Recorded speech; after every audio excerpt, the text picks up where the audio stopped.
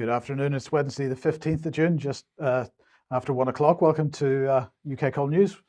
Welcome, Patrick Henningsen from 21st Century Wire. It's great to be with you, Mike. Completely messed that up, but anyway, let's keep going. And we've got Vanessa Beeley with us today as well, which is wonderful news. So we're going to get straight on with Rwanda. And well, of course, as many people will know, sorry, we'll just stop that. As many people will know, the UK Home Office has had the plan to send people coming to the UK, migrants, off to Rwanda to do their screenings to decide whether they are welcome in the UK or not.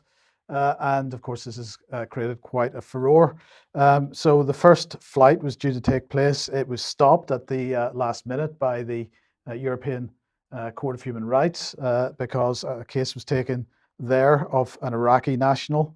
So the ECHR granted an interim measure to stop that flight taking off. The government says they're going to pursue this, keep going with it. There's going to be a second flight.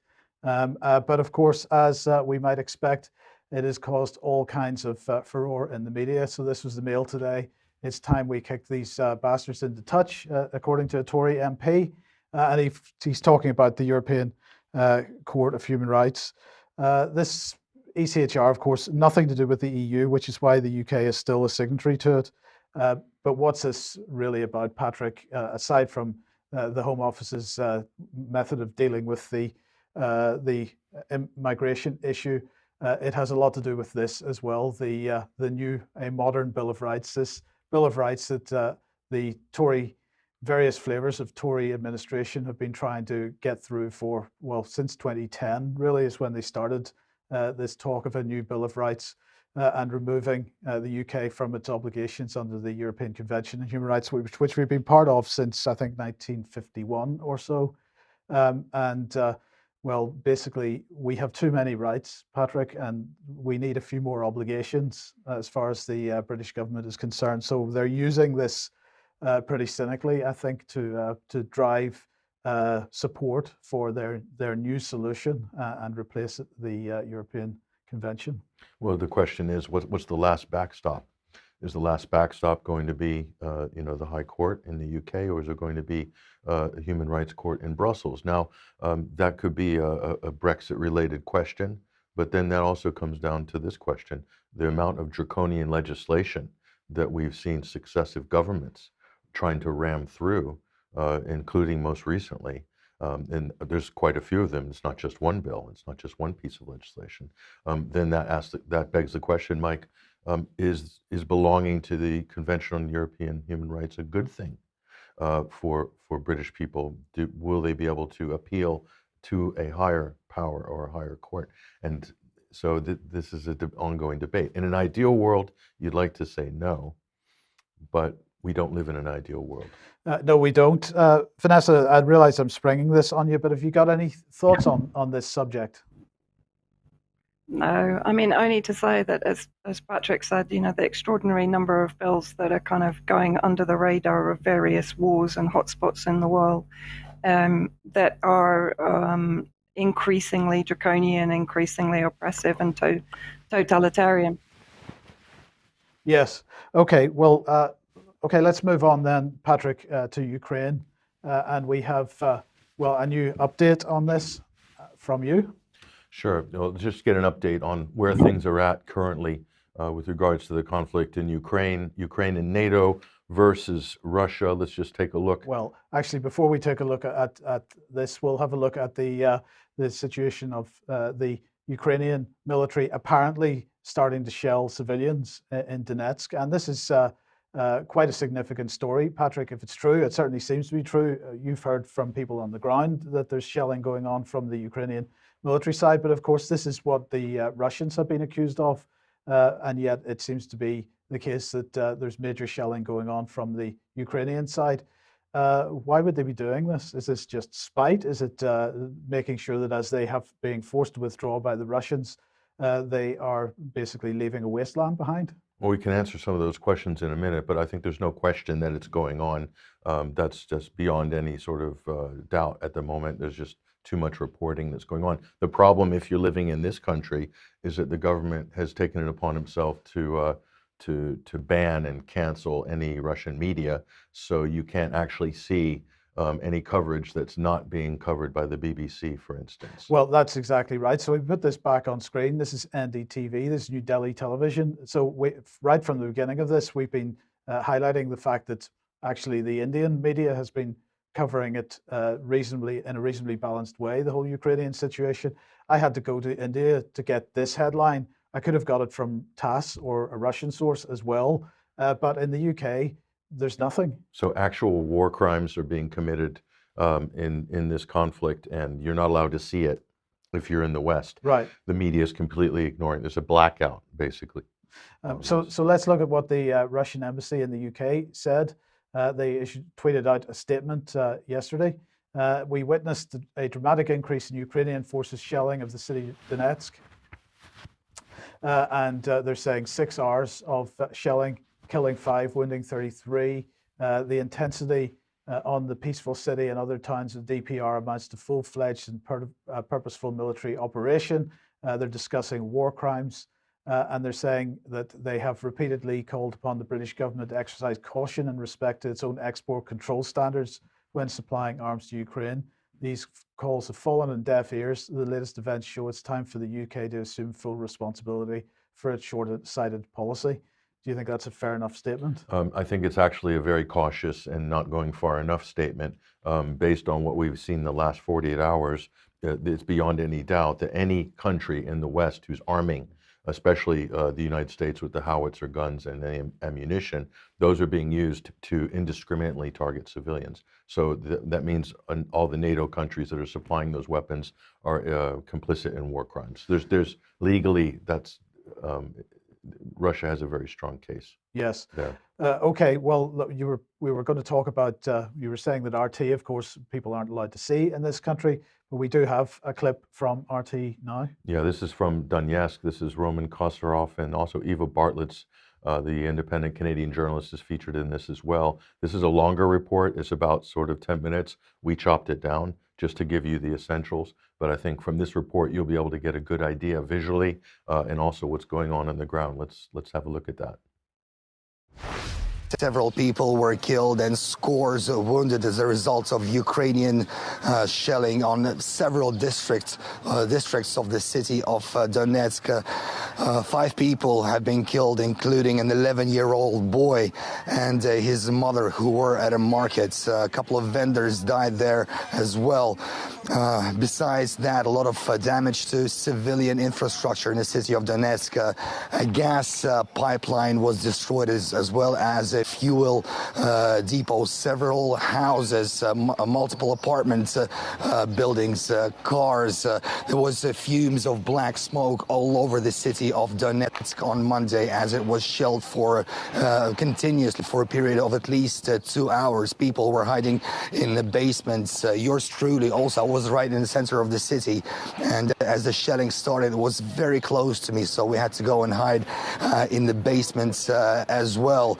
Also, the head of the Donetsk People's Republic, Denis Pushilin, well, he said that this is also very unprecedented, the way Donetsk is being shelled recently, and here is his statement. The enemy has literally crossed all the lines. They use prohibited methods of warfare. Residential and central districts of Donetsk are shelled. Other cities and towns of the Donetsk People's Republic are also under fire. Well, this is certainly unprecedented. The whole city of Donetsk was shaking on Monday, but it's not only here that civilians continue to die. It's along the entire front line in the Donetsk People's Republic. People are continuously being wounded and killed as Ukrainian military continue terrorizing civilians. Where is Western media reaction? All those BBC World, Reuters World, AFP etc. who were shouting about damage to maternity hospital in Mariupol used by Ukrainian nationalists as a firing position. Ukraine is deliberately targeting civilians. Will we hear a word of condemnation?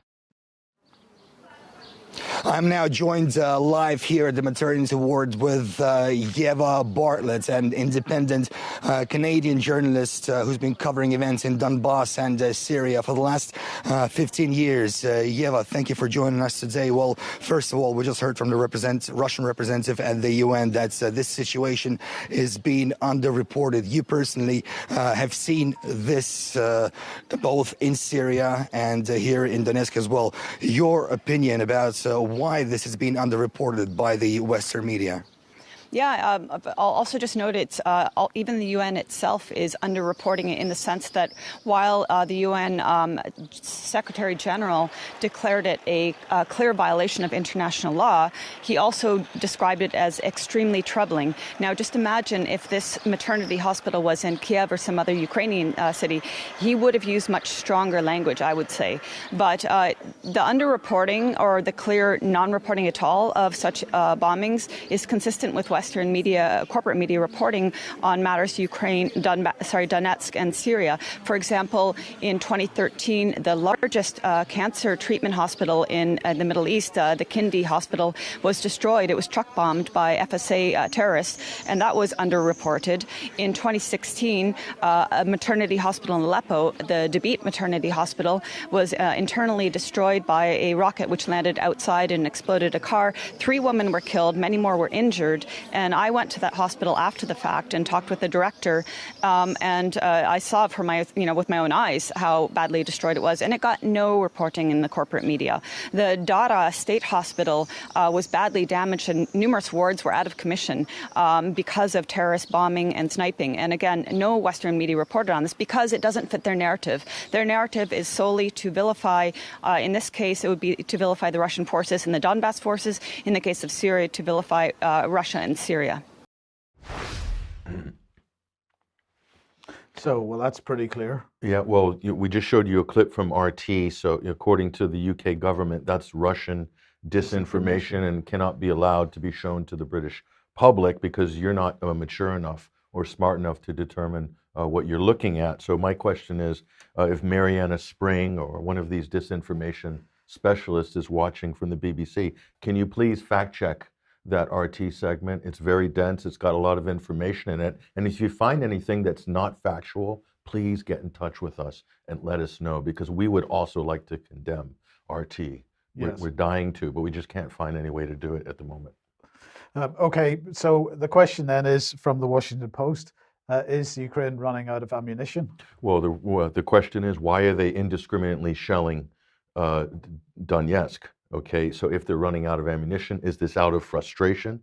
And the argument could be made that it is. Here's Zelensky here begging for money and weapons on somebody's Zoom screen, but let's take a look at, when the Post says this, around 200 Ukrainian soldiers are now being killed every day. I said 300 2 weeks ago. Right. Okay, so being killed every day, Zelensky told the BBC, that's serious. Do the math. It's not going to be long till they're at 30,000 dead Ukrainian soldiers, okay?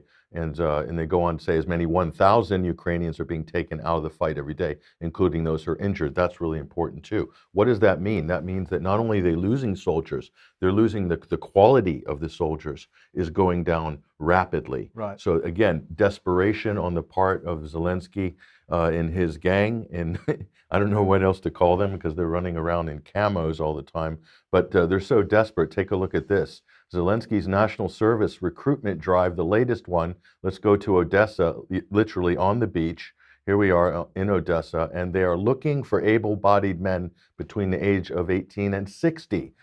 Because here's one, they're signing them up. Any guy that they see that's not serving is going to get signed up, and even grandfathers as well are eligible. So, I mean, talk about desperation. This is where Ukraine is right now. So yeah, running out of ammo, running out of soldiers.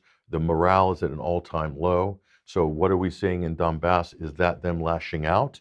I don't know how long they could sustain that. And by the way, Russian airstrikes are probably going to escalate as a result of these attacks because Russia has no choice. They've committed reinforcements now to the DPR. So is that some sort type of strategy by NATO to draw Russia in for more airstrikes? this it's hard to tell what is exactly is going on here. So Vanessa, if Ukraine is having to comb the beaches for males to take part in this fight, still they do have Western mercenaries to use. Yeah, just quickly going back to the shelling of Donetsk report, also, there are strong evidence available now that France has been supplying cluster munitions for use against civilians in Donetsk, and that is effectively a war crime. Of course, we'd seen that very prevalent in Yemen, particularly in northern Yemen, US cluster munitions used by the Saudi coalition against the Yemeni people and civilians, particularly in the north of Yemen. So just another point to make, that what is being thrown at the civilians in Donetsk is absolute supreme war crime, which is being ignored by Western media and officials, of course. So what we're going to do today is to look at the various, some more of the British mercenaries fighting alongside the Nazi battalions and the Ukrainian forces against Donetsk and Lugansk. This guy, Daniel Burke, this report is a BBC report from 2020. Burke was a former paratrooper, parachute regiment in 2007 to 2009. In 2017 and 18, at the same time, if you remember, as Mesa Gifford, who has established the equivalent to the White Helmets in Ukraine, in Lviv, the headquarters of the NATO military trainers and recruits coming in from abroad. And of course of the various Nazi fascist battalions in Ukraine. So in 2017-18, Burke was fighting with the Kurdish Contras in the northeast of Syria. He came back to the UK, I believe, in 2019. He was then intending to go back to Syria, and he was arrested and imprisoned for 8 months before his case went to trial. It was then mysteriously dropped. Now, from 2016 onwards, there were a huge number of these trials.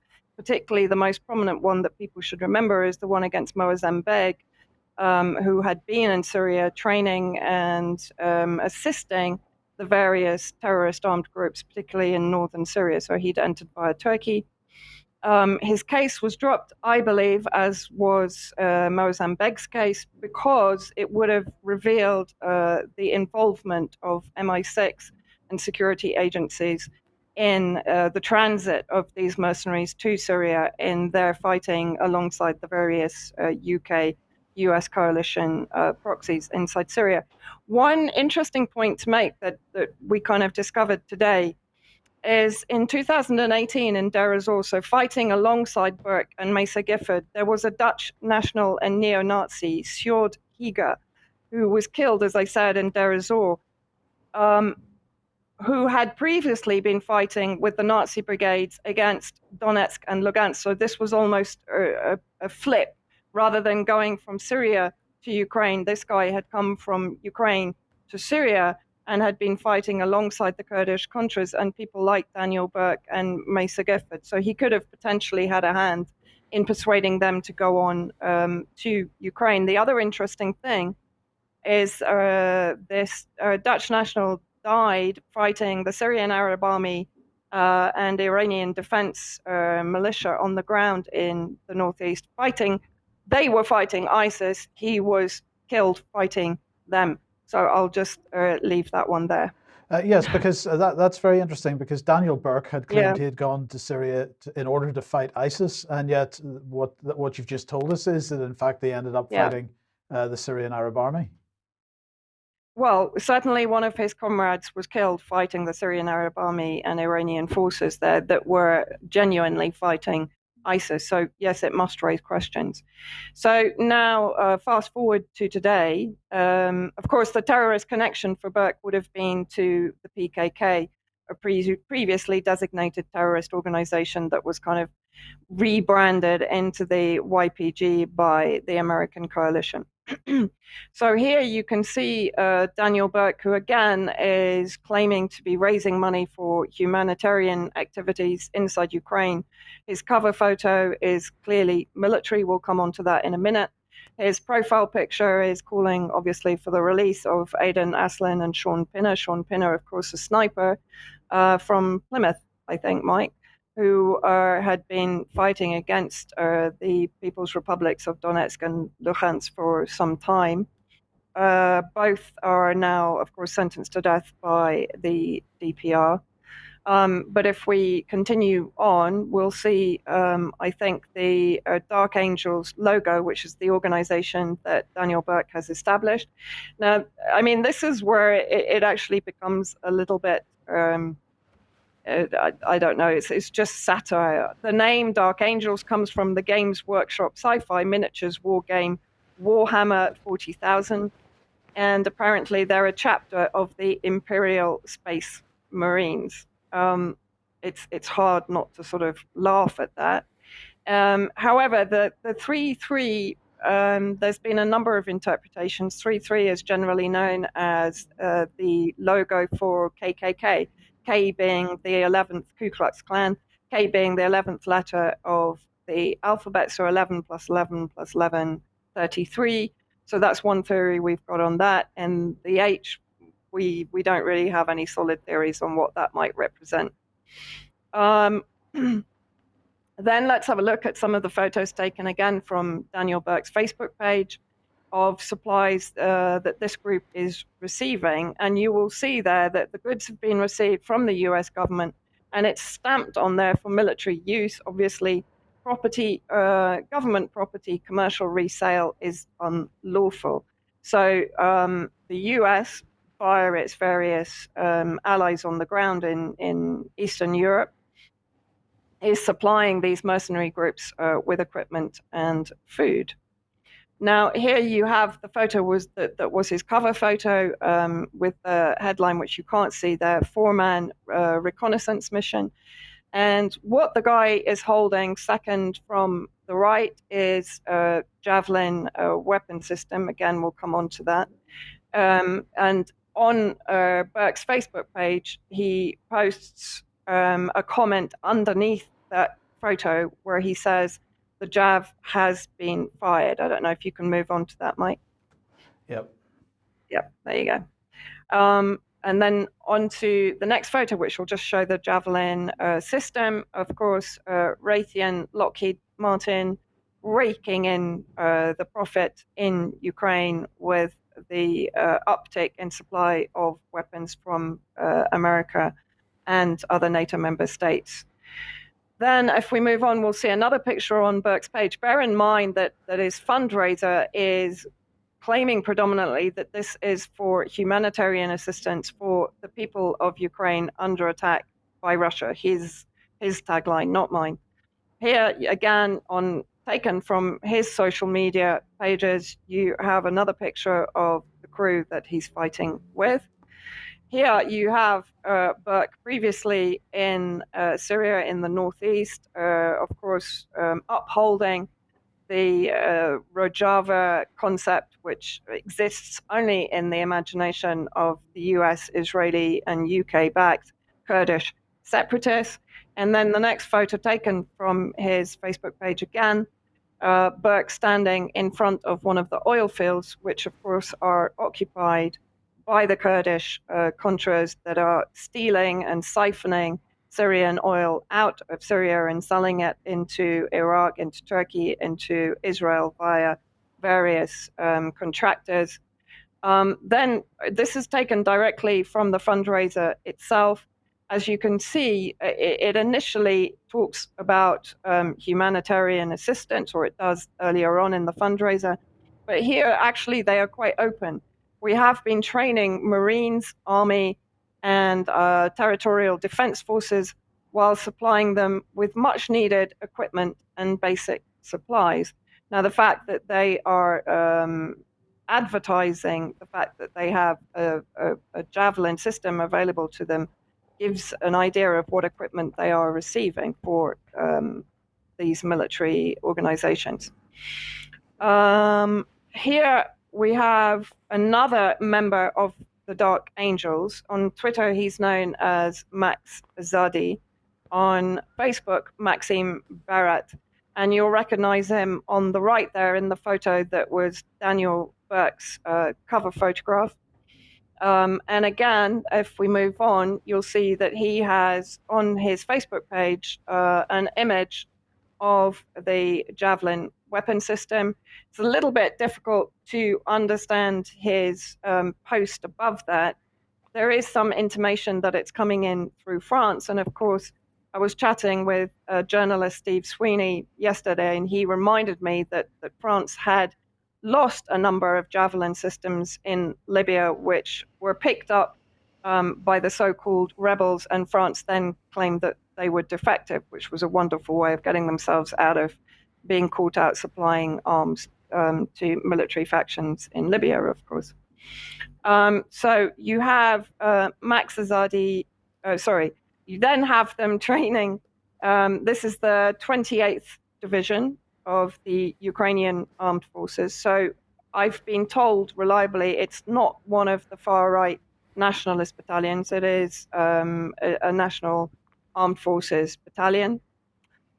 Maybe the audience can help with the next logo that is attached to the Dark Angels, which is this strange use of a black spot tattoo on the hands, Mike, if you can go forward, which I've seen on the social media pages again. There on the left, Daniel Burke showing the black spot. On Maxime Barat's page, he is saying it represents the full stop. I presume that means the full stop of the Russian invasion.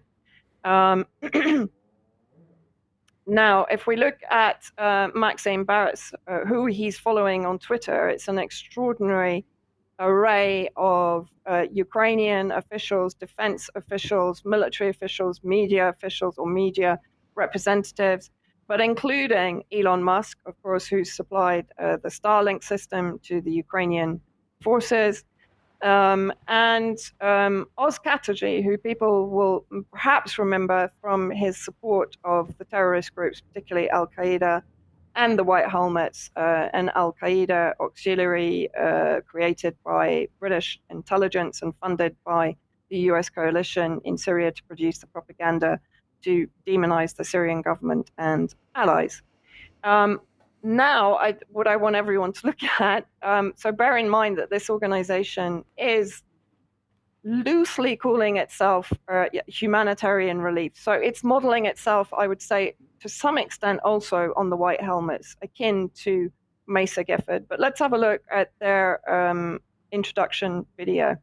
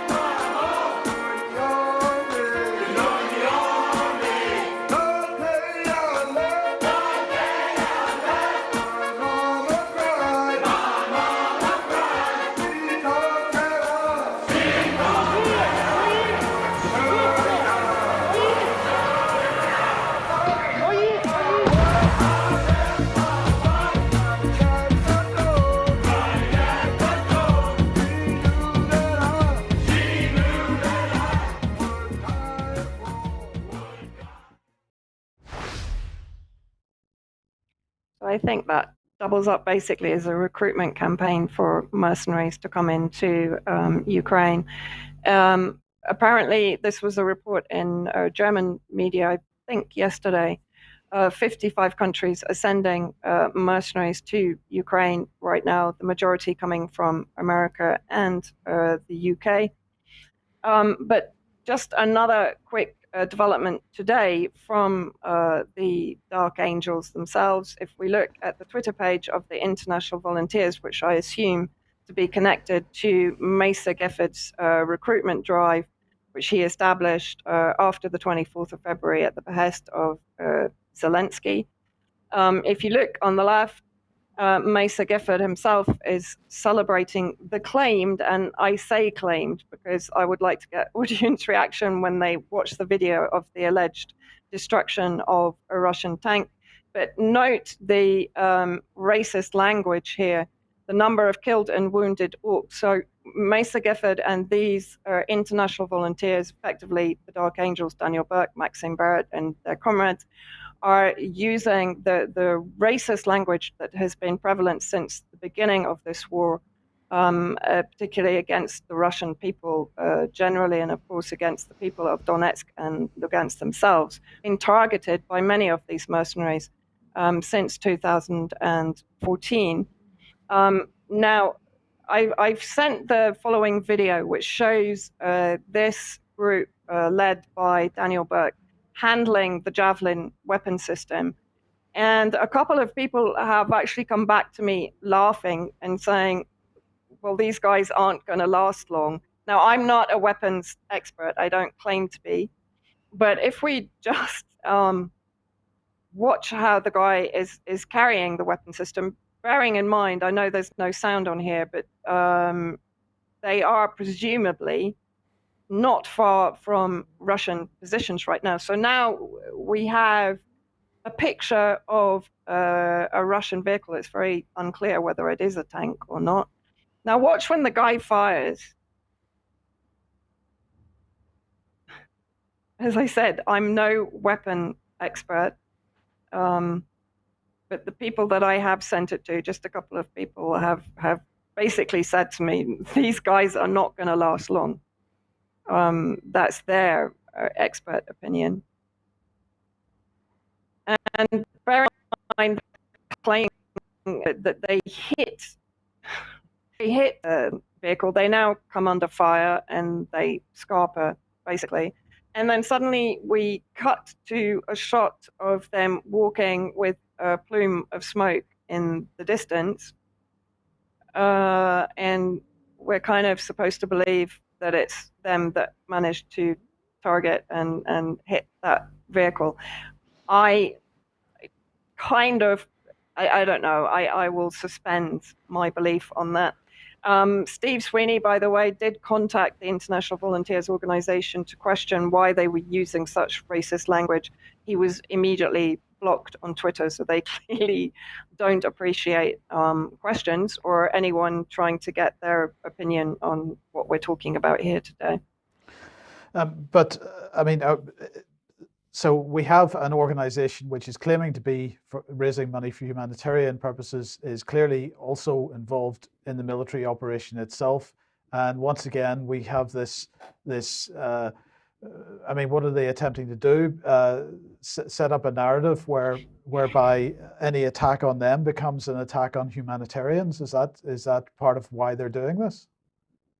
Well, I mean, in their case, I would say that's going to be a very difficult one to sell. I would say that they are more serving a purpose as a recruitment agency. When you watch their introductory video, I mean, the music, the filming, the style, I would say it's a kind of hip fascist recruitment video, appealing to the various people in the UK, EU and US, and former mercenaries, of course, other mercenaries who were fighting potentially in northeast Syria to come and join them. Yeah. But as I said, it's a mixture of distaste at how these people are presenting themselves, the racist language that they're using, but then there has to be a degree of ridicule at their lack of professionalism. And actually, there was one comment on Daniel Burke's page where he does I think it was Maxime Barrett, where he admits for the first month it was a mess. It was total chaos. So that was a kind of interesting insight. And that echoes what many people have said, particularly mercenaries that have escaped and managed to get back to the safety of their own countries. Yeah, any thoughts? No, I just was also to add to what she said about the French weapon systems. She was right to point out that sort of cluster type munition, the Caesar self-propelled gun, very, very dangerous. It approximates the detonation over the target in the air, uses radar and things like that, and it's designed for maximum damage, and certainly it's not anything you'd want to use around any civilian area.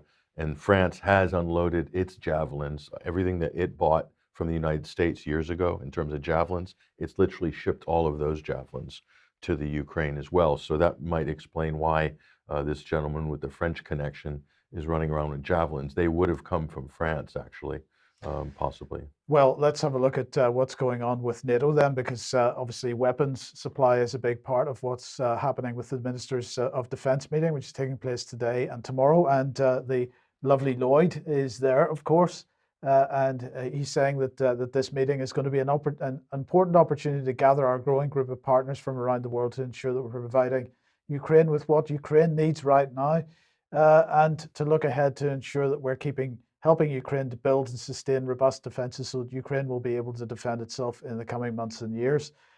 The rhetoric doesn't change, but they keep pumping the weapons in. And one of the points that we've made this morning is they're going into people that are untrained, because increasingly Ukraine is suffering such losses that there can't be trained personnel left to deploy them properly. No, it's not being done properly. And by the way, the rhetoric is escalating. I think one of the Brookings Institute brains was talking about we need to be prepared to supply them with weapons for 5, 10, maybe 20 years.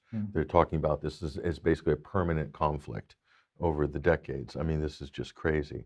Yes. Well, Reuters reporting here that Macron in France is saying Ukraine president will have to negotiate with Russia at some point. So the French and actually the Germans as well are attempting to get Zelensky shifted on this issue. Now, one government which is particularly upset about this is the Polish government. They are rabidly anti-Russian, as we've made the point many times before. So here is the former Polish foreign minister, Radosław Sikorski. He's currently an MEP, a Polish MEP. Well, he's saying that the West has the right to give Ukraine nuclear warheads so that it can protect its independence. He, in fact, is calling for this very strongly. This didn't go down too well with the Russians. This is a Telegram group I can't remember the name of the Russian government official. But anyway, the statement is here that Sikorski is provoking a nuclear conflict in the Center for Europe. He does not think about the future of either Ukraine or Poland. If his proposals are implemented, these countries will disappear as well as Europe. It's because of people like Sikorski that it's necessary to liberate Ukraine, not only from the Nazi ideology, but also to demilitarize it, ensuring the country's non-nuclear status. So the Russians particularly upset about that particular comment. And of course, we've been bombarded, Patrick, with media headlines in the UK that Russia threatening nuclear war and all this kind of thing. It's actually not Russia that's been taking this strident position. Well, it came out of Zelensky's mouth in February. I mean, that's one of the things that kind of, crossed the red line as far as Moscow is concerned. The president of the Ukraine talking about we need nuclear weapons. And you have to also point out Zaporozhye, where the largest nuclear power facility is in Europe, is located there. And there's enough enriched uranium stored there to start a weapons program. So that the justification for Russia in terms of national security is already baked in to the situation. Ukraine protecting Ukraine's independence. Are they independent? When have they been independent? Not since 2014. Yeah. That's for sure. So I mean, that's just ridiculous. But Poland is increasingly sounding schizophrenic, paranoid, and just completely unhinged. And I don't know if that's just the leadership, Mike, or if that's the whole body politic. I'm not sure. It's mainly the leadership of this particular political party that's in power at the moment, because as we've mentioned before on the program, Patrick, and you mentioned to me again this morning, Kaczynski's brother was on the Smolensk plane crash that killed quite a number of Polish politicians, and the Russians, they have blamed the Russians for that since that time. So the absolutely rabidly anti-Russian, and which is why they are 110% on board with the United States and the United Kingdom with respect to Ukraine. Mm-hmm. Let's just very briefly mention Mali, and I'm bringing this on screen so do you know where Mali is in the Sahel, sort of north of the green part of the Sahel anyway. And it's, of course, been a war zone since, I think, 2012 now. It's the Sahel region, as we mentioned many times, is one that the EU considers to be part of its territory. That's its southern neighborhood. It very much wants to have control of this area. But this war in Mali has been going on since 2012. It's several insurgent groups involved, but mainly a national movement for the liberation of Azawad. MNLA is the main group. This is the Tuareg people. And they have in turn been backed by an Islamic group called Ansar Dine. So the point here is that Mali asked for international help in 2013 to take the northern part of the country back from the separatists, and the French got involved in that. Then there was a peace deal signed in 2013, another one signed in 2015, because that 2013 peace deal fell apart. But there's been an insurgency going on ever since, and so in the last couple of weeks, we've seen a bomb kill 2 UN peacekeepers.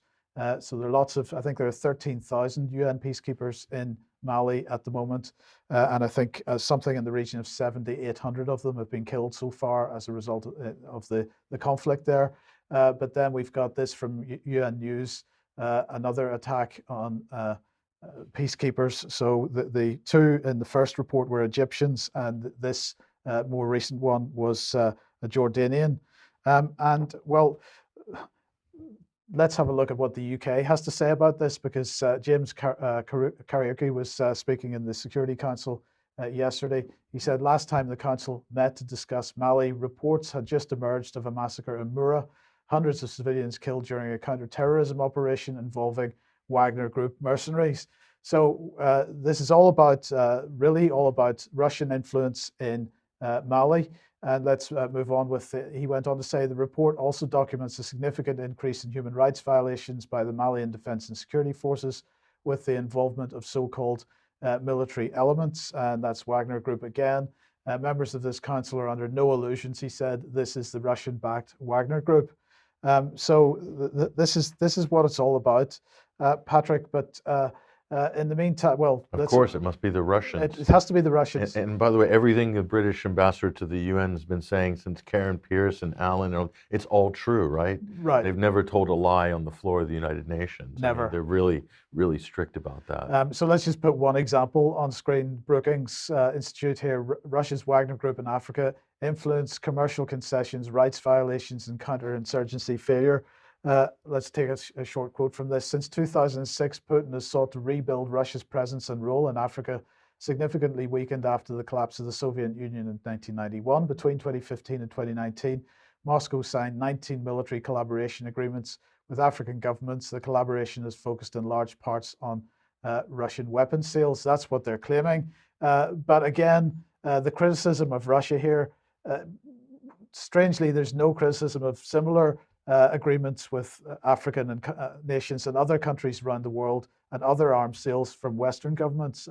Only UK, US, EU, we're allowed to do that, but the Russians must never do that. Yeah, and the involvement of contractors and mercenaries who aren't normally doing deals with the governments. They're just in there to wreak havoc. Normally, if you're talking about the black waters of the world. Yes. But the Wagner Group is the sort of, it's a real buzzword right now in the U.S. media. So it's like the boogeyman. So they say Wagner, and they just keep repeating it. Of course, Wagner is a private military organization. It's literally affixed to the Russian military in a lot of these situations. They're in Syria, they're in Ukraine, they're in other places. So not unlike other countries, but they also have the sort of the highest level special forces veterans of a certain age, of a certain experience, and they will insert them into battalions of maybe younger soldiers, some of those people, and they'll help to stiffen up the battalion, get it up to speed quicker than it would. So they are very handy and useful in those sort of things and for certain operations. This is why the U.S. and Britain use these types of groups for just about everything you can imagine. Yes. Okay. And now sanctions, of course, sanctions continue, but we don't need to worry, Patrick. The British government is right on the button, and we're going to deal with food security in the UK. So look at this. This little video is the new government's new food security plan. They're putting food security at the heart of their strategy, apparently, and so on. They're going to maintain current levels of domestic food production, and they're going to increase production in sectors with biggest opportunities. How does that jibe with the rewilding movement? We're going to come on to that in just one those second. Those two don't really make sense together. Well, let's just have a look at that, because let's just remind ourselves what the sustainable farming policy is, because of course, coming out of the EU as a result of Brexit, then we have to replace the common agricultural policy with something. So direct payments under the common agricultural policy are going to be reduced fairly, starting from the 2021 basic payment scheme, and money being released used to fund new grants and schemes to boost farmers' productivity and reward environmental improvements. And there were 3 tiers to this. We've mentioned this several times. The Sustainable Farming Incentive, the Local Nature Recovery is tier 2, and Landscape Recovery. So tier 2 and 3, Mike, are not farming. Indeed. So £2.4 billion per year is what the government claimed that they were going to be pushing as a subsidy into farming for this current Parliament. And they said that each of these 3 tiers would receive about the same amount of money, so roughly £800 million each for these 3 tiers. But as a result of Ukraine, possibly, they have decided to abandon their green policies largely. So they pushed out this blog post on the Future Farming blog on gov.uk, how we're making sure all farm businesses can fairly access money released from basic payments. And we're saying we will not have fixed allocations or pillars as they were known whilst we were in the EU of money ring fenced to different schemes. Instead, we'll learn as we go and find the best ways to manage the overall budget to respond to demand in a way that helps us achieve our intended outcomes. This means we will keep the allocation of funding between different schemes under review over time. That is the key sentence. They're going to keep this under review over time. So while they initially said it was going to be 800 million for each tier, they're now saying that for the rewilding schemes and so on, it's initially going to be £50 million. But this is going to be under constant review. And the main reason for this, they are saying, is because of Ukraine. At least many are saying that's because of the Ukraine war. Some are also saying that's because the country can't really afford green schemes while we're in this situation of cost of living crisis and so on. And others are suggesting that it's because maybe, if we're being particularly cynical, because of the Tiverton by-election, which of course is a farming area, and the Tory party have to fight this as a result of the resignation of Neil Parish for watching porn in the House of Commons.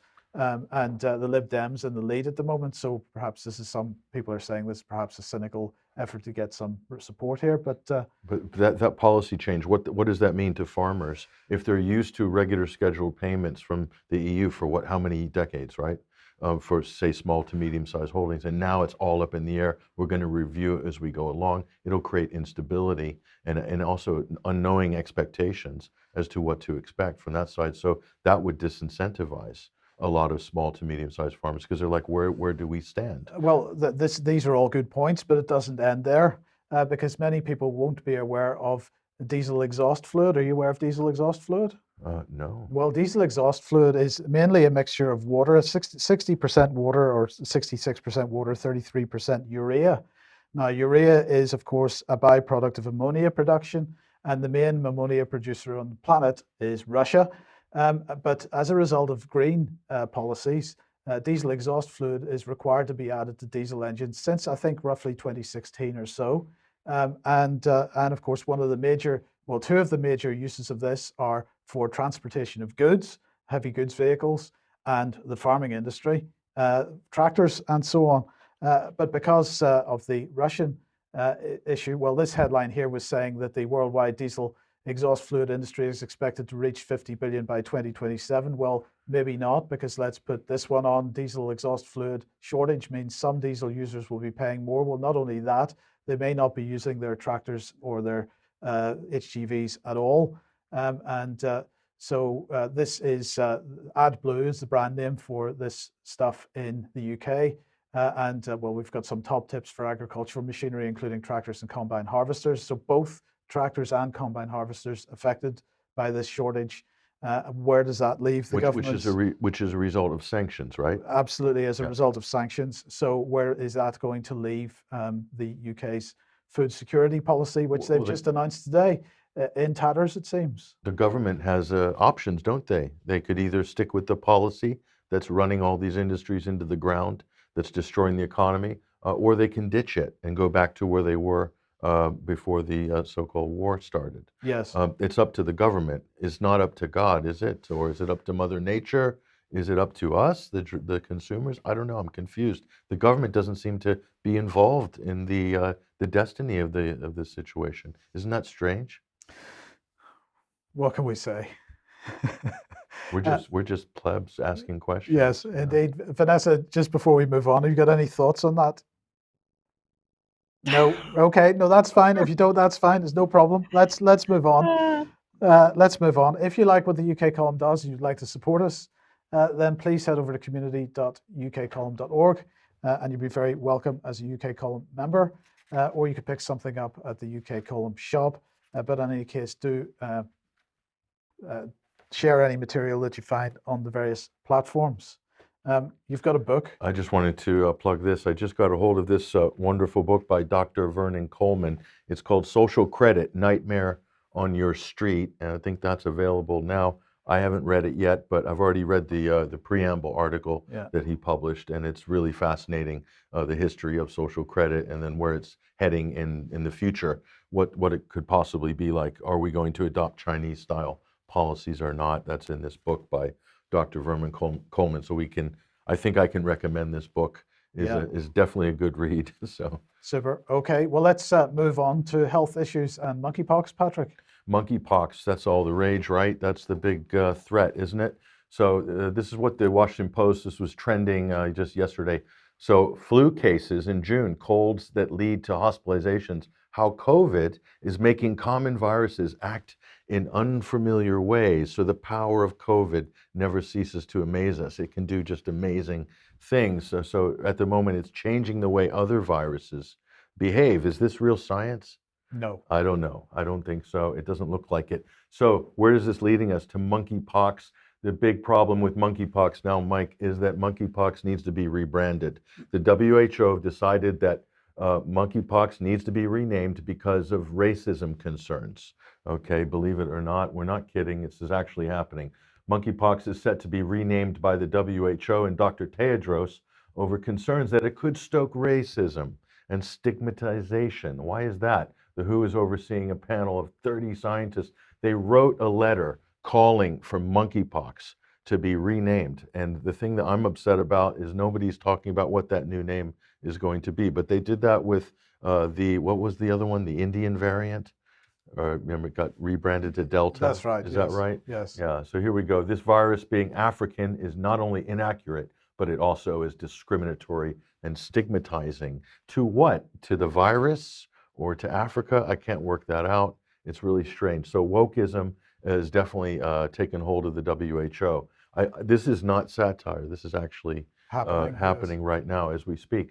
So this is also happening here. The EU is purchasing 111,000 vaccines as monkeypox spreads across the continent. So they say. So they're basically raising the alarm as the virus continues to spread into the northern hemisphere. And they've got the picture there below of the African a hand there with what looks like it could be some blisters or monkeypox. We're not sure. I did an image reverse search on that before the show. That's actually from 1997 or something like that. Right. It's quite an old photograph. It's not recent. So it's allegedly a monkeypox case from many years ago. Could they not find a recent photograph? Is that problematic for them? No, they couldn't because monkeypox is so rare. It's so rare. Nobody has any actual photographs of it yet. But we've got a lot of positive test results. We'll go on to that in a minute. So that's all the rage now. Vaccines, vaccines, vaccines. And here I dodged COVID but caught monkeypox, a Londoner's surreal ordeal. So again, just out of the frying pan and into the fire there. So these sort of fear-mongering stories, there's no end to these right now, just to keep the alert level high. The media probably feels it's important to do that, to keep the threat level high. So let's take a look at monkeypox. We don't know a lot about monkeypox, so Mystery Theater. This edition is going to be the origins of monkeypox. Let's find out where monkeypox actually came from, because a lot of people don't know. It's all a bit mysterious and murky here. So let's go into some science mystery theater and find out. Now, I'm looking at the research on this monkeypox mythology. This is an article by Dr. Sam and Mark Beeley, husband and wife team from New Zealand. And this is a fantastic, actually a stunning bit of research here in terms of scientific and biological research. You see a lot of familiar actors in here. So I'm going to point people to this article. That's on Dr. Sam Bailey's website. There's a URL as well that you can visit. But obviously there's links to all of the CDC papers and the research that charts the history of monkeypox and the science as well. But let's take a closer look at that. The origins of monkeypox. What do we know about monkeypox? First discovered in 1958, 2 outbreaks of pox-like diseases in colonies of monkeys kept for research. First human cases recorded in 1970 in the Democratic Republic of Congo. In humans, the symptoms of monkeypox are similar but milder than the symptoms of smallpox. So the implication is that these are 2 related diseases or related viruses. So they go on. In Africa, monkeypox has been shown to cause death in as many as 1 in 10 people who contract the disease. That's an alleged case fatality rate, I suppose, of 10%. You've probably seen that, Yes, widely widely quoted. reported, yes.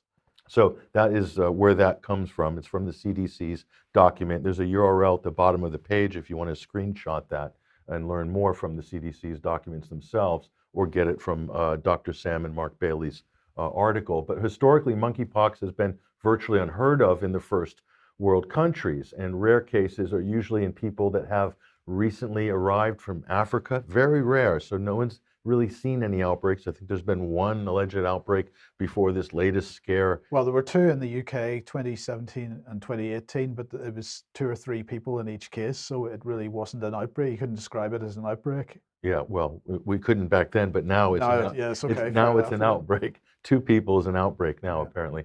So only recorded outbreaks of monkeypox in the first world. The main one we're talking about here is 2003 in the United States. We'll break that down in a second. Cases declared in 6 states, said to be caused by African prairie dogs, or these are rodents, we presume, that were imported to Texas from Ghana. So apparently they went from monkeys to prairie dogs, African prairie dogs, and then somehow jumped to humans. So that's the claim there by the CDC, who are the keeper of the history of monkeypox. So the CDC has the origins of monkeypox story copyrighted, and they own this story. So person-to-person spread of the virus is thought to occur principally between the oropharyngeal exudates. I guess that's inflamed tonsils, and although it's clear that this has never been scientifically established. So that's a hypothesis. So again, we're taking this directly from the academic literature that's cited in the CDC report, and that is the story of the origins. So here's where it gets really interesting. The virus is thought to have been transmitted from African animals, monkeys to rats, or prairie dogs to humans. So individuals had illnesses onset within 21 days after exposure of the monkeypox virus, alleged monkeypox virus, were classified as having a probable case of infection. So it just starts to get murky. So preliminary conclusion here, loose criteria, and they're maybe being accused here of pathologizing a normal state of illness, or could be a number of other things. The symptoms tend to mirror about 100 different other illnesses. So it's very, like COVID, it's very difficult to distinguish between or to say specifically what you might have because there's so many other things that have the same thing. Now this is very interesting. The CDC's weekly reports in 2003, this is the big outbreak, stated that out of 71 cases, only 2 patients, both children, had serious clinical illnesses. Both of these patients had recovered. This was back in 2003. That doesn't look like a case fatality rate of 10%. It doesn't, and this is the problem. That's the disconnect on this. But Right. But what about the case fatality rate in Africa? They don't match up. So this is the last big outbreak. So everything that our health agencies say and know about monkeypox is based on the 2003 outbreak in the United States that was chronicled and documented by the CDC. So that's literally our whole story on monkeypox is based on that. we're breaking down that story for you right now, and we're asking the question, is this a real thing? Is this a real sort of pandemic potential pathogen? So let's go a little bit further. Individuals who contracted the monkeypox were infected by prairie dogs, allegedly. There's no human-to-human transmission was documented between these people. That is very odd. So we're told it's very contagious. It's spreading across the northern hemisphere. We all need to get vaccinated. And here is the last major outbreak on record. This is the science, and no human-to-human transmission recorded during that time. All came from the prairie dogs. Very strange, isn't it? Anyway, it gets weirder. They admitted that to including that the analyses were limited to incomplete reporting or recall of information by patients, and because of the retrospective nature of this study, we were unable to obtain highly detailed data. The science just gets weaker and weaker the deeper you dig into this, and Dr. Sam and Mark Beeley have done a brilliant job of this. Now, here is the evidence. This is, the CDC has provided this electron micrograph static image of what is dead tissue, and they claim that that's on the right-hand side, that's monkeypox. And on the left-hand side is some mature virons. That's basically electro micrograph photography. Yeah. Okay. So can you really draw any conclusions about the biological role based on these imaged particles? And the answer is uncertain. It's unclear. So again, that's the whole monkeypox story. So let's look at the diagnosis. Here we go. They diagnosed the samples based on... That should be a PCR test? The PCR test. The PRC test, yes. Slight typo there. So here we go. That's the medical journal there, and this is what they say. In 2003, it appears that 35 laboratory-confirmed cases all involved the PCR test. Okay, so all of the laboratory-confirmed cases back then in 2003 involved the PCR test. So let's take a closer look at that. And so that leads us to what? It's based on what? What is the PCR based on? A 1993 sample, an alleged genomic sequence of a Varroa virus. Okay, not a monkeypox virus, but apparently this is a genomic fragments were sort of spliced together here. And so they claim that they had sequenced a viral genome, referring to what they caught in 1993. No virus was demonstrated either, simply an assertion that it was isolated from material from a patient in India in 1967. So the whole 2003 monkeypox outbreak really is based on some patient where they took some material in 1967. It's incredible, isn't it? But it goes on. So in none of these experiments did they perform any controls by seeing what sequences can be detected from other human-derived scabs or similar specimens from unwell individuals. So therefore, there's no real evidence of a replication-competent intracellular parasite that infects and causes disease in a host. It just isn't there. So, and we go on, and again, excuse the typo, that's a PCR test, not a PRC test. I think PRC stands for something else. It might be a country. Yes. So it's unclear how they established they could be diagnosing anyone with monkeypox by using a PCR test. This PCR test can only have been calibrated to sequences of unproven provenance, the same problem with COVID-19, which we covered.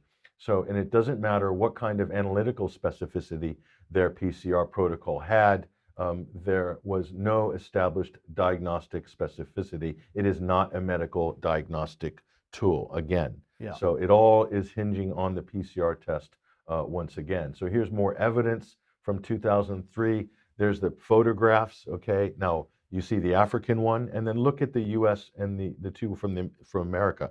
Do they look anything like the photograph from the African child there?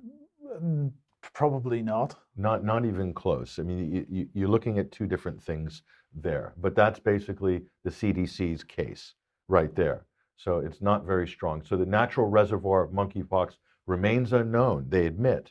However, African rodents and non-human primates like monkeys may harbor the virus in infected people. According to their own science, no human could pass it on to another human. This is a huge problem when you're talking about the way the narrative is being constructed now. Yes. With monkeypox as this sort of all singing and dancing virus. And let me just remind you, that reflects exactly what's in the One Health agenda here. The zoonotic spillover theory, transmission of pathogens from wild animals to humans, is pushed onto the public, forcing us to accept the idea that we are at constant risk from the animal world and, of course, the environment, and that we should be grateful to have big pharma and generous philanthropists like Bill Gates coming to the rescue to save us from the zoonotic spillover. That's the whole basis, the underpinning of the One Health agenda.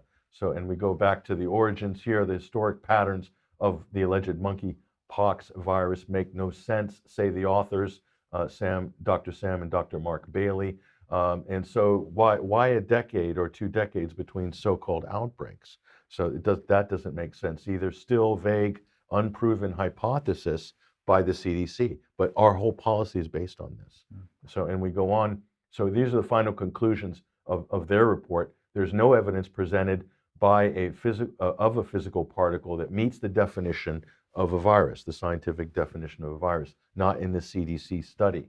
So there's no evidence of anything transmitting between humans in the CDC study, which we've demonstrated, and there's no way to confirm a diagnosis of monkeypox unless you believe in clinically unvalidated tests like PCR kits, which have been produced. So monkeypox pandemic equals PCR pandemic. And why is this a big problem? Because look at this. We've been inundated with stories like this. Monkeypox in gay men, separating the stigma from health advice. So they're again, setting up the gay community like they did with the HIV/AIDS scare to stigmatize gay people and put them in this kind of corner on this to say, well, the next thing is they're the ones spreading it, and so we need to sort of regulate them more. And then you see stories like this. This literally just came out this morning. WHO looks into reports that monkeypox virus is in semen. So they're setting this up as the new sort of gay disease, quite possibly. But you know, the cases they say are higher using these PCR tests among the gay community. And I have to point out, that is the most tested demographic in terms of STDs and all that. They get tested more than anybody. So it's going to, we learned from COVID, it's going to produce more positives the more you test. I mean, they're by orders of magnitude tested more. So again, we're seeing the same sort of media campaign and social campaign to demonize or ostracize the gay community on this, like with HIV. By the way, Robert F. Kennedy Jr. outlined this in his book, The Real Anthony Fauci, in great detail, how they fixed the sort of the whole HIV campaign and how it was captured by Big Pharma or driven by Big Pharma. Very similar. So we're at the early stages of this one. So back to the origins here. You remember this document? Yes. You guys covered this. We covered it, and the NTI paper. Now, a lot of people in alternative media grabbed onto this and said, whoa, this is a tabletop exercise. This is like Event 201. Yes, it was like Event 201, but a lot of people missed the importance of this. They said, well, they're predicting an outbreak, and here's the outbreak now in the exact time they predicted it. But what is the real thing to worry about with this tabletop exercise? It's this. And this was, look at their objectives. They're right here. Aggressive measures to slow virus transmission by shutting down mass gatherings, imposing social distance measures, implementing mask mandates, large-scale testing, contact tracing. We know what all this looks like, right? Scaling up their healthcare systems, okay? New vaccines, okay? Now, countries that don't comply with their restrictions and medical interventions will be far, quote, far worse off. This all sounds really familiar, doesn't it? And now they're boasting in this paper that COVID vaccines will exceed 150 billion, billion market in 2021. So what is that? That's basically, again, that's the One Health global health security agenda. That's an actual thing. This is in all these sort of stakeholders organizations. It's called the GHSA. And every bullet point I just showed you is basically the pillars of the global health security. So I encourage people, go look at this article here at 21st Century Wire by Freddie Ponton. It's long, but it has absolutely everything in it that you need to know about the One Health agenda. This is the framework for this sort of globalist takeover, the public-private partnership takeover of the health industry and government. And then this is the other thing about the NTI paper. People said, biological weapon. You notice the symbol, attack. Now, what is that? Does that mean that there's that? I personally think bioweapon. Are you serious? Is this a psyop? Yes. That's what it feels like. That's what it feels like. Knowing what we know now after looking through this research, after combing through this story, this is what it looks like. This NTI paper, the bioweapon side. I don't know what the purpose of that. Maybe it's an unintentional psyop or an intentional psyop. I don't know. But it doesn't look like this is a biological weapons attack. But a lot of people think it is because of the NTI paper that was released a year ago. So that's caused a whole ripple effect in the alternative media, and people have run with that idea. But it's as they did with COVID as well, to some degree. Exactly as they did with COVID, with the lab leak, Yes. which is really, in my opinion, a massive red herring. So this is what you need to pay attention to right here. FDA, vaccine approval, smallpox and rare monkeypox. I like the rare bit. Reminds me of novel coronavirus, rare monkeypox.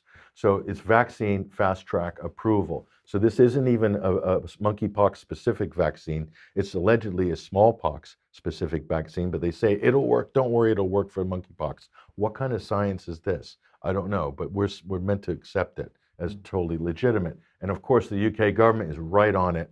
Look at this.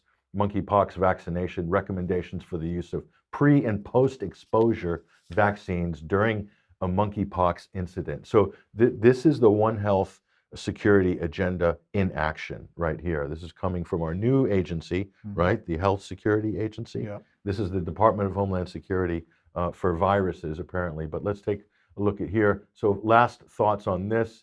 And here's the thing you got to understand. It is a fundamental mistake to attribute a person's illness to a supposed virus as the subsequent treatments don't address the underlying issues. That's the big danger. And I think we should have learned that lesson with COVID. But this is what they're going to keep doing. This is what the system, the machine, the global machine seems to keep doing. And look at this. They haven't missed a step, Mike, here. The UK Health Security Agency, it's not too late to get boosted. This is recently, I think, this week. And they're saying it reduces the risk of spreading it to others, does it? And it means that you're less likely to get seriously ill. Really? Is that true? Book an appointment online. So what is their job, the UK Health Security Agency? Are they a marketing arm of the pharmaceutical industry? Because it certainly looks like it. But go flash that image back up again. And you see they've got the rainbow going on the logo, so they're suitably woke. So that's the story of monkeypox. So I hope that that was educational. I hope everybody learned something. Do follow up. That's, again, an excellent article by Sam Beeley, and all the CDC links are in that article as well. But start asking questions about the actual provenance of the monkeypox story, the origins of monkeypox, and what you'll find is it's really hard to actually find any actual monkeypox. Okay, let's move on to climate change. And well, the BBC headline today is Climate Change, rising sea levels threaten 200,000 England properties. This was all over most of the mainstream press this morning. I chose the BBC, but well, why not? And what are they saying? Nearly 200,000 properties in England may have to be abandoned due to rising sea levels by 2050. This is in a study published by the journal Ocean and Coastal Management. And they're saying about a third of England's coast will be put under pressure by sea level rise. It just won't be possible to hold the line all around the coast, says Paul Sawyers, the author of the report. He said these are places we're going to hold, and these are places we're not going to hold. So we need to have an honest debate around how we're going to do that and support communities where they are affected. So the question is, Patrick, is this about sea level rise? What evidence have we that there's been any sea level rise? What evidence have we that there's going to be any sea level rise? Or is it much more likely to be this coastal area? This is the Daily Mail from 2007. Coastal areas will be abandoned as flood defences are cut back. So in fact, the sea, which has a tradition of attacking coastlines, has been defended through sea defences. They have been built sea walls and other defences. And even in 2007, the British government was saying, we're not going to do that anymore. We have a policy for that. Now, what's interesting is this Mail article from 2007 had to be grabbed from the Wayback Machine, because if you look for this article now, this is what you get, a blank page. But if anybody thinks, well, hold on, that was 2007, they've probably abandoned this policy by now and doing something else. Well, no, here is from February 2021, implementing managed retreat, because this is what it's called, managed retreat. Are they rewilding the coastline? They are rewilding the I coastline. see. So implementing managed retreat is a strategic flood and coastal defense option. It's too expensive, basically, to run coastal defenses anymore. We've traditionally done that for many decades, but You can't have the working and middle class people enjoying living on coastlines. No, you They can't. really you can't. don't deserve it. Well, but aside from that, you know, if coastlines aren't seen to be eroding, which is a natural process, hasn't happened since the beginning of time, but if coasts can't be seen to be eroding, then how can they push the narrative of rising sea levels and the attack of rising sea levels on the coastlines? But So they keep pushing it. That's the big rally cry for climate change. That's one of the top three, isn't it? Sea levels are rising. Where are they? Are they rising? Where are they rising? Nobody's seen them rising. So the bottom line here is that managed retreat is an economic policy decision by the British government. It's not because of what may or may not be happening in terms of climate or sea levels. It is purely a decision of policy. Where have we seen that before? Policy. Policy. Policy. I thought it was an act of God, Mike. Yes. It's policy. It's government policy, of course. Of course. Let's move on to other policies. And well, is it a man's world? Well, look, as a man, I am so proud to see us winning the gold here in this race. This is from, I mean, really just showing these women who's boss. So do you think it's a good idea to have men competing, biological men competing? Oh, no, so let me rephrase that. No, you need to be careful here, No, Patrick. Is it a good idea to have trans women, which are basically men who believe that they're women, okay, competing against real women or biological females in sporting competitions, right? That could get you in trouble if you, in some quarters or whatever. So thank God for this, Mike. There's a poll that was just come out in America.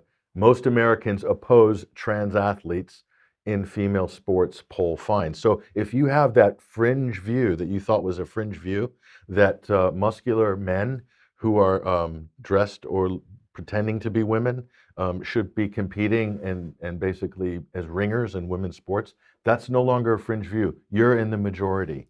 And I think the reason for that is that there's been much more incidents of this in the United States, particularly in college sport, than there has been in the UK. So far, we've had a couple of stories about cycling competitions with trans cyclists taking part in women's, at least attempting to take part in women's cycling competition.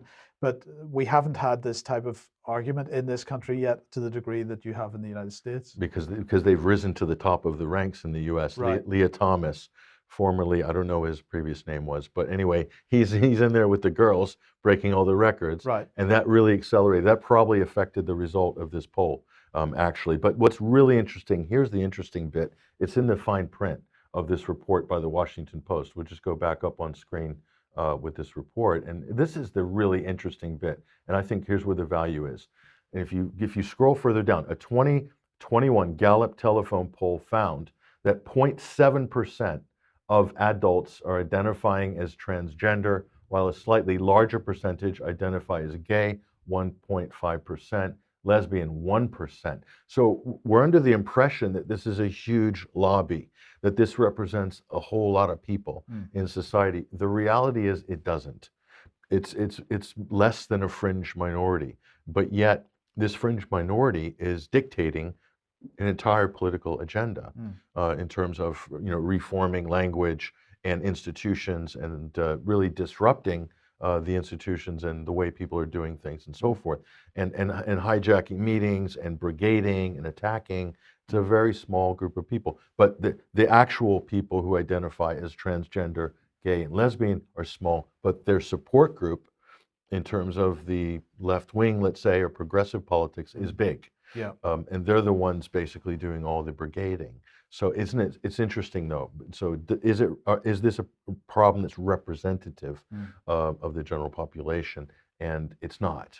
So why are we rearranging the rules of society for less than 1%? It's a good question. So Okay, well let's end. It's Technology Week in the UK, Patrick, and Boris Johnson was giving a speech a couple of days, welcoming people from all around the world because Britain is really the heart of technology and AI. But the Mail here has what they're describing as an exclusive. That's right. That's right. This is exclusive. Now, this is a fired Google engineer, or suspended, sorry, and they're saying it's intensely worried people are going to be afraid of it. He's talking about the AI. Suspended Google engineer reveals sentient artificial intelligence AI told him it has emotions and wants engineers to ask permission before doing experiments on it. Now, that's all fine, that's all well and good, but the real question we want to know is if it's sentient, is it woke? That's what we want to know. Yes. Is it woke? Is this AI woke or not? That's all anybody really wants to know, right? Well, because then you could find out how really dangerous it is. It is, yes, indeed. Okay, well, look, we have to leave it there for today. Thank you very much, Vanessa, for joining us. Thank you, Patrick. We'll be back in a few minutes on the UK column live stream for some extra, but otherwise we'll see you at 1 p.m. as usual on Friday.